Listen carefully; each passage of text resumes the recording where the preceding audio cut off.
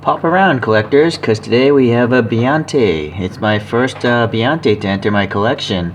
And I actually ordered two of them off eBay from this seller here, Gateway Models. That's the seller name, and they have over 29,000 star ratings. But the odd thing is, these things came in a box, and that box is really crumpled up and messed up. But luckily, there was some bubble wrap inside, so the models actually turned out okay. So these are the two models that were in that box. So today we're gonna go over this one, the Ute here by Ford. But later on there's a Holden VK Group 3 that I'll do in a different video. I try to separate, different subjects in different videos, so if you're interested in a model, you can search for it instead of trying to find it in a bulk purchase like I used to do early on in my reviews. Alright, so there's a piece of plastic. It's a little disheartening to see a giant piece of plastic rattling around in this box. Let's see here. It says here Ford Performance Vehicles Pursuit Utility NV. I think that's NV green for the color. Ford FPV. Not much else really. Okay. So I think this is I don't know. It could have been old stock or from someone's personal collection, because the plastic is really messed up, right? It's really scratched. I think it's used. This thing, I don't know what that is. Hopefully it's not important. Oh, I see. This has a curved acrylic cover. I've seen that before in a different brand. Okay, we have Biante on the bottom and then a slide adjustment screw. So that's pretty interesting. And then it's got some teeth as well, so actually keeps the model from sliding around. So that's actually a pretty smart display stand that these guys made for themselves. Still don't know what that is, but I guess it's not that necessary. Okay. Alright, so let me well, I guess let's start with the photos. Okay, so while you guys compare those photos, this is called the BA series from Ford. It's a full-sized, it's actually based on a car. And it was a series of cars, and obviously this pickup variation from 2002 to 2005. And there was actually a luxury version called the Ford Fairmont. These were sold in Australia, by the way, guys. I don't think they were sold, they definitely weren't sold in the States. I'm not sure about Europe, though. And this was competing against the Holden Commodore, the VUI chassis. So I know Holden actually makes a Ute. They may have been the first ones to create a Ute, like a modern El Camino. But I don't know if Biante makes a 164 version of that. If they do, I'll try to get one someday. Okay, so there's the front view. Hopefully you compared. This is the only rear view I could find of the car. So, okay. So let's see here. The exterior styling of this vehicle has two names associated: a Scott Strong, and then I guess he left Ford, and then Simon Butterworth took over. So maybe this is designed between those two people. What's powering this thing is supposed to be a 4-liter inline 6 up to a 5.4-liter V8. There's a bunch of different engine choices, which is pretty common with GM's pickups for sure. But this being the actual Pursuit Ute, or the FPV version, Ford Performance Vehicles, that's what FPV stands for. This is supposed to have the 5.4-liter V8, making 390 horsepower. So that's all I found out about the stats. Hopefully I'm not too wrong. I just found the stats off the internet. I know really nothing about Australian cars. I've never even been to Australia. So hopefully if you guys know better, just leave a comment. But this is one of the great things about collecting diecasts. You learn about stuff that you've never seen before. I know about the Holden Ute. I just never knew that Ford made one. Okay, well anyways, let's take a look and see what the impressions are of Biante. I gotta thank Twice Diecast and XLT Off-Road Bear. Your channels are what introduced me to this brand. It took me 6 months to get around to it because, the shipping cost from Australia is really high, so I finally caved in watching your videos, guys. You negative influence. Just kidding. Alright, anyways, look at this green. This is pretty sweet. It's metallic, of course. Well, hopefully you can tell if I get a little closer, but it's a nice metallic green. Okay. The wheels here, they seem okay.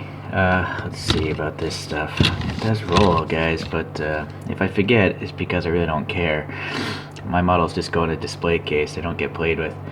So I did notice though here in the rolling, the Ford logo is way off center on that wheel. Whereas on the back wheel, let's try to focus on that one. Yeah, there's a nice blue oval there. So that's better on the rear. But there's no brake system, it seems. Yeah, it's just darkness, kind of like a Kyosho. But that's okay. I mean, there is light, air passing between the spokes, so that's better than, like, say, some other brands that have blocked off wheels, so pretty good. Okay, so there seems to be some silver paint here on the side marker here. The door handle looks pretty nice, which is weird to say. But yeah, it's got some recess here for the fingers, a little silver for the lock, and then the thing is ovoid, and it seems to be sticking. No, I guess it's flush with the body. But when I look at the photos of the real car, I think it is flush with the body. Okay, so there's some black paint here around the window trimming, and that looks pretty good. Unfortunately, you know, at this price range, you're going to get a molded window, so there's a bit of distortion. See, look at the other side. It's totally distorted. Okay, mirrors, anything? Alright, check it out. There's some silver paint here on the mirrors, so that's nice. Okay, let's go to the front. Alright, let's try to focus in a little more. Oh, look at that. The Ford logo is quite legible. It's quite nice. I don't have a lot of Fords in my collection, but this is a nice logo. Unfortunately, it seems to be a little black. I don't know if that's a scratch or a stain, but you saw the original packaging. This is highly likely to be a used model. Okay, so now there's some plastic lenses, obviously in the headlights, but what's nice is these fog lights are also plastic lenses.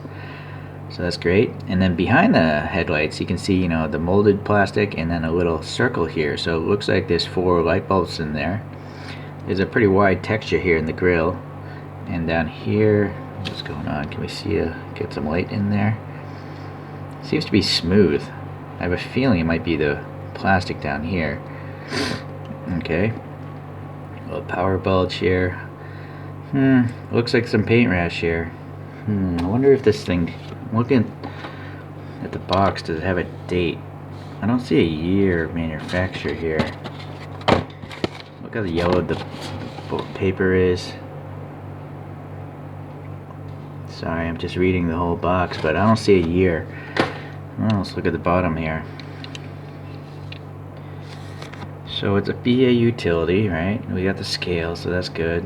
Nice detail here with the silver paint. And then even the spare tire. Is that rubber? I think that actually might be a piece of rubber on the spare tire. It feels soft. Yeah, see? I actually left a depression with my fingernail right there. So that's pretty nice. And then we got a nice tread on the tires. And the axles seem pretty thick. Okay, so that's really nice. Not that I care too much about the bottom of a vehicle, but if you guys care, this is a nice one. Unfortunately, it doesn't say when it was made, like, well, no copyright. Alright, it does seem to be press riveted together, so modding this might be a little difficult, especially since this rivet is underneath that tire. Silver paint exhaust tips. So the Ford logo again is quite legible. It's very good. It's really good. FPV, Pursuit. Sadly, what's going on here? Some contaminant in the paint, it seems. Like, yeah, that's a bump. I don't think that's a paint rash. I think that either is the casting has gone bad or there's actually some sand under the paint. It's a little silver here for, I assume, the backup or some sort of auxiliary light. And then try to focus on those exhaust tips. Those look good. Look at this, a little silver ring, and there's depth. Look at the pick going in there. So those are some of the nicer exhaust tips I've seen in this scale. Really nice. I mean, look how thin the silver is. It's very realistic. Wow. Okay, so that's really cool. Unfortunately, this little black license plates thing, you know, wasn't printed 100% perfect. It's running over a bit. And then the tail lights, yeah, they're plastic, and there's a little bit of white showing through for the, I guess those must be the reverse lights. Okay, so then we got this bed cover. I was thinking for a second it might lift up, but it doesn't. I think it might be glued down. But even on this bed cover, you got a Ford logo.